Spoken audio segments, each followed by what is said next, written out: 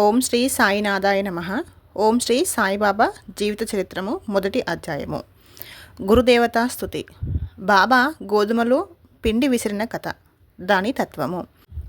పూర్వ సంప్రదాయానుసారము హేమాడ్ పంతు శ్రీ సాయి సచ్చరిత్ర గ్రంథమును గురుదేవతా స్తుతితో ప్రారంభించనున్నారు.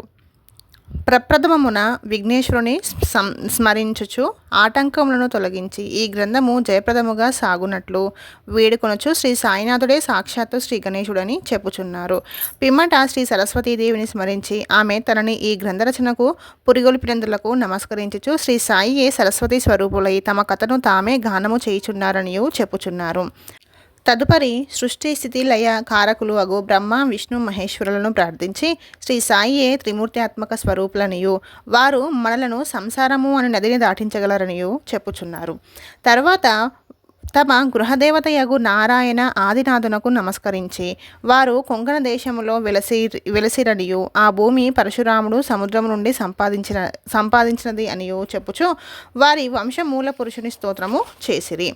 అటు పిమ్మట వారి గోత్ర ఋషి అగు భరద్వాజముని స్మరించెను. అంతేగాక యాజ్ఞవల్క్యుడు, భృగుడు, పరశురాముడు, నారదుడు, సనక సనందనాథులు, సనత్కుమారుడు, శుకుడు, శౌనకుడు, విశ్వామిత్రుడు, వశిష్ఠుడు, వాల్మీకి, వామదేవుడు, జైముని, వైశంపాయనుడు, నవయోగీంద్రులు మొదలైన పలువురు మునులను నివృత్తి, జ్ఞానదేవు, సోపాను, ముక్తాబాయి, జనార్దనుడు, ఏకనాథుడు, నామదేవుడు, తుకారాము, కాన్హా, నరహరి తదితర అర్వాచీన యోగీశ్వరులను కూడా ప్రార్థించెను. తర్వాత తన పితామహుడైన సదాశివునకు, తండ్రి రఘునాథునకు, కన్నతల్లికి చిన్నతనం నుండి పెంచి పెద్ద చేసిన మేనత్తకు, తన జ్యేష్ఠ సోదరునకు నమస్కరించెను. అటుపైన పాఠకులకు నమస్కరించి తన గ్రంథమును ఏకాగ్ర చిత్తముతో పారాయణ చేయుడని ప్రార్థించెను. చివరగా తన గురువు దత్తావతారమును అగు శ్రీ సాయిబాబాకు నమస్కరించి తాను వారిపై పూర్తిగా ఆధారపడి ఉన్నానని చెప్పుచు ఈ ప్రపంచము మిథ్య అనియు బ్రహ్మమే సత్యమనే అనుభవమును తనకు కలిగించు శక్తి వారికి కలదనియు చెప్పుచు నీ ప్రపంచములో నే ఏ జీవుల యందు పరమాత్ముడు నివసించుచున్నాడో వారు అందరికీ నమస్కరించెను. పరశురాముడు, వ్యాసుడు, శాండిల్యుడు మొదలగు గలవారు చెప్పిన భక్తి మార్గములను పొగడి వర్ణించిన పిమ్మట హేమాడ్ పంతు ఈ క్రింది కథను చెప్పుటకు ప్రారంభించెను. 1910 సంవత్సరం తదుపరి ఒకనాటి ఉదయము నేను షిరిడీ మసీదులో ఉన్న శ్రీ సాయిబాబా దర్శనము కొరకు వెళ్ళితిని. అప్పుడు జరిగిన ఈ క్రింది విషయమును గమనించి మిక్కిలి ఆశ్చర్యపడితిని. బాబా ముఖ ప్రక్షాళనము గావించుకొని గోధుమలు విసురుటకు సంసిద్ధుడగుచుండెను. వారు నేలపై గోనెపరిచి దానిపై తిరగలి ఉంచిరి. చేటలో కొన్ని గోధుమలు పోసుకొని కఫ్ని చేతులు పైకి ముడిచి పిడికెడు చొప్పున గోధుమలు వేయిచు విసరసాగిరి. అది చూచి నాలో నేను, ఈ గోధుమ పిండిని బాబా ఏమి చేయును? ఆయన ఎందుకు గోధుమలు విసురుచుండెను? వారు భిక్షాటనముచే జీవించువారే, వారికి గోధుమ పిండితో నేమి నిమిత్తము? వారికి పిండి నిల్వ చేయవలసిన అగత్యము లేదే అని చింతించి తిని అచటకు వచ్చిన మరి కొంతమంది కూడా ఇట్లే ఆశ్చర్యమగ్నులయ్యిరి. కానీ మాలో ఎవరికి కూడా బాబాను ప్రశ్నించుటకు ధైర్యము చాలకుండెను. ఈ సంగతి వెంటనే గ్రామములో వ్యాపించెను. ఆ బాలగోపాలము ఈ వింత చర్యను చూచుటకై బాబా వద్ద గుమిగూడిరి. 4 స్త్రీలు ఎటులనో సాహసించి మసీదు మెట్లెక్కి బాబాను ప్రక్కకు జరిపి వారే విసురుట ప్రారంభించిరి. వారు తిరగలిపిడిని చేత పట్టుకొని బాబా లీలలను పాడుచు విసురుట సాగించిరి. ఈ చర్యలను చూచి బాబాకు కోపము వచ్చెను. కానీ వారి ప్రేమకు భక్తికి మిగుల సంతసించి చిరునవ్వు నవ్విరి. విసురునప్పుడు స్త్రీలు తమలో తామిట్లను కొనిరి. బాబాకు ఇల్లు పిల్లలు లేరు, ఆస్తిపాస్తులు లేవు. వారిపై ఆధారపడిన వారు, ఆయన పోషించవలసిన వారు ఎవరూ లేరు. వారు భిక్షాటనము చేయి జీవించువారు కనుక వారికి రొట్టె చేసుకున్నటకు గోధుమ పిండితో నిమిత్తము లేదు.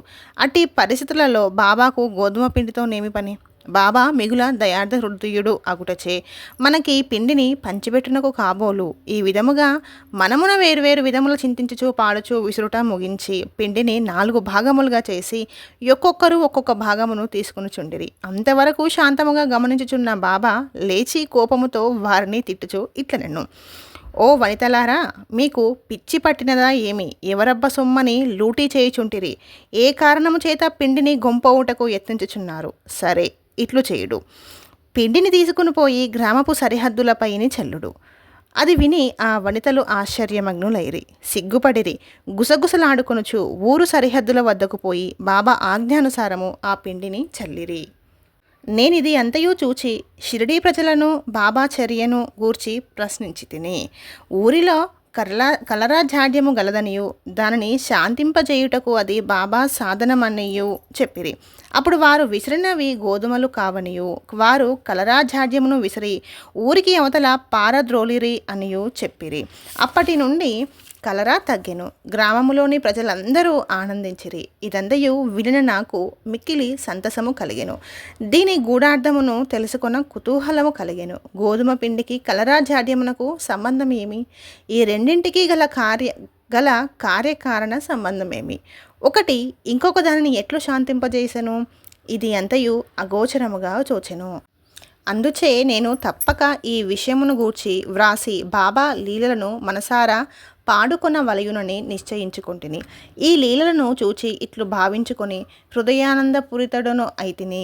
ఈ ప్రకారముగా బాబా సచ్చరిత్రను వ్రాయుటకు ప్రేరేపింపబడితిని. అట్లే బాబా కృపా కటాక్షములచే ఆశీర్వాదములచే గ్రంథము నిర్విఘ్నము అగును, జయప్రదముగను పూర్తి అయినది. తిరగలి విసురుట దాని వేదాంత తత్వము. తిరగలి విసురుటను గూర్చి షిరిడి ప్రజలు అనుకోని రీతియే కాక దానిలో వేదాంత భావము కూడా కలదు. సాయిబాబా షిరిడీ యందు సుమారు 60 ఏండ్లు నివసించెను. ఈ కాలమంతయు వారు తిరగలి విసురుచునే యుండిరి.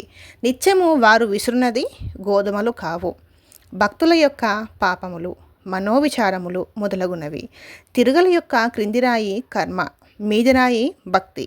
చేతిలో పట్టుకున్న పిడి జ్ఞానము. జ్ఞానోదయమునకు గాని ఆత్మసాక్షాత్కారమునకు గాని మొట్టమొదట పాపములను కోరికలను తిడిచి వేయవలయును. అటు పిమ్మట త్రిగుణరాహిత్యము పొందవలను, అహంకారమును చంపుకొనవలయును. ఇది వినగనే కబీరు కథ జ్ఞప్తికి వచ్చెను. ఒకనాడు స్త్రీ ఒకతే తిరగలిలో ధాన్యమును వేసి విసురుచుండెను. దానిని చూచి కబీరు ఏడవసాగెను. నిపతి నిరంజనుడు అను ఒక యోగ సాధు పుంగవుడు అది చూచి కారణము అడగగా కబీరు ఇట్లు జవాబిచ్చెను. నేను కూడా ఆ ధాన్యము వలె ప్రపంచము అను తిరగలిలో విసిరబడదును గదా. దానికి నిపతి నిరంజనుడు ఇట్లు బదులు చెప్పెను. భయము లేదు, తిరగలి పిడిని గట్టిగా పట్టుకొనము, అనగా జ్ఞానమును విడువకుము. నేనెట్లు గట్టిగా పట్టి ఉన్నానో నీవును అట్లే చెయ్యము. మనస్సును కేంద్రీకరించము, దూరముగా పోనీయకుము. అంతరాత్మను చూచుటకు దృష్టిని అంతర్ముఖముగా నిమ్ము, నీవు తప్పక రక్షింపబడెదవు. ఓం నమో శ్రీ సాయినాథాయ. శాంతి శాంతి శాంతి. మొదటి అధ్యాయము సంపూర్ణం.